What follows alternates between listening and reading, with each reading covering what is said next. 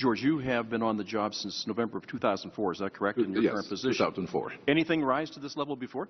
No, nothing. Can I ask you, why did it take so long from the first time we knew that this was happening to got the report done? The president said just the other day, I think it was yesterday, that he just got a look at the report, and that's the first time he knew anything about it. Well, first, other than reading it in the papers, I guess. Are you asking how come? Yeah, so have you ever seen that magnitude before? Anything no, this magnitude before? No. It's never come up before? No, it has not. Okay. All right. Thank you. Mr. Miller, now you've been on the job for quite some years, but the current job you're in is from November 9th, 2012. So is that right? So you just took over as acting commissioner? In November of 12. Yes, okay. I have both jobs. All right. But before that, one of your jobs, you were the Commissioner of Tax-Exempt and Government Entities Division. So you actually were in the job that we're questioning now, that group of what was happening there. So would you have been in Cincinnati? No. You were never in Cincinnati? No. So is Cincinnati some outpost? So obviously the IRS is a nationwide organization. Oh, I know, I understand that. I understand that, and I want to tell you, listen, believe me, if you think it's uncomfortable sitting over there, you ought to be a private individual when the IRS is across from you questioning. So I got to tell you, it's uncomfortable for everybody. But my question more specifically is, so how did Cincinnati get to where they are? How did they develop that strategy? And how did they know to go after these certain groups? How did they target those folks? That just couple rookies just showed up, didn't really know what they were doing. So again, I would point to the TIGDA report on what happened. No, I understand that. I understand that. But I'm hearing these are low-level people that pushed the wrong button. Now, when Cincinnati can't figure out, who do they confer with? Who's their counsel? When they're looking at these entities, tax-exempt entities. Come back here to D.C.? There's two possibilities. Yes or no? Does it come back to D.C.? Yeah. Okay, all right. So D.C. and Cincinnati will be pretty well connected in understanding what's going on. So this doesn't come as a great shock to anybody.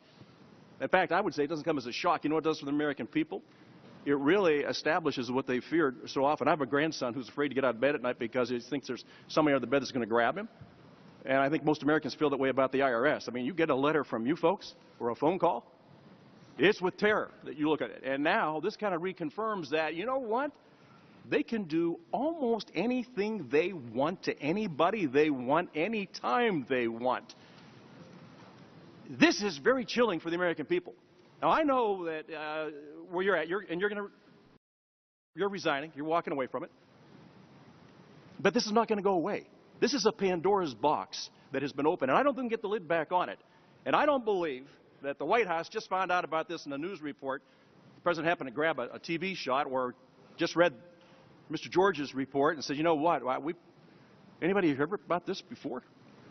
I'm just getting a first look at this. Shouldn't somebody be responsible? And I'm thinking maybe the executive office, maybe Treasury falls in there. I'm not sure that we understand how that organizational chart works. But I am really concerned. Now, I got to tell you, where you're sitting, you should be outraged.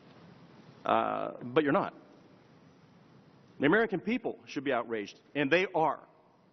And this committee, this has nothing to do with political parties. This has to do with highly targeted groups. This reconfirms everything that the American public believes.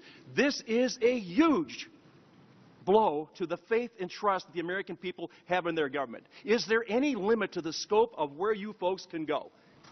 Is there anything at all? Is there any way that we could ask you, is there any question that you shouldn't have asked? My goodness, how much money do you have in your wallet?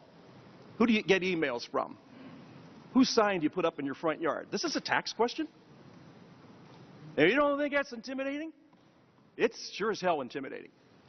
And I don't know that I got any answers from you today. And I don't know that what Mr. George has done is great work. But you know what? There's a heck of a lot more that has to come out in this. And anybody to sit here today and listen to what you have to say, I am more concerned today than I was before. And the fact that you all can do just about anything you want to anybody, you know, you can put anybody out of business that you want anytime you want. And I got to tell you, you talked about you're a horribly run organization. If you're on the other side of the fence, you're not given that excuse. And when the IRS comes in, you're not allowed to be shoddy. You're not allowed to be run horribly. You're not allowed to make mistakes. You're not allowed to do one damn thing that doesn't come in compliance. If you do, you're held responsible right then. I just think the American people have seen what's going on right now in their government. This is absolutely an overreach, and this is an outrage for all America. I yield back. All right. Mr. Griffin is recognized for 5 minutes. Thank you, Mr. Right. The committee will come to order.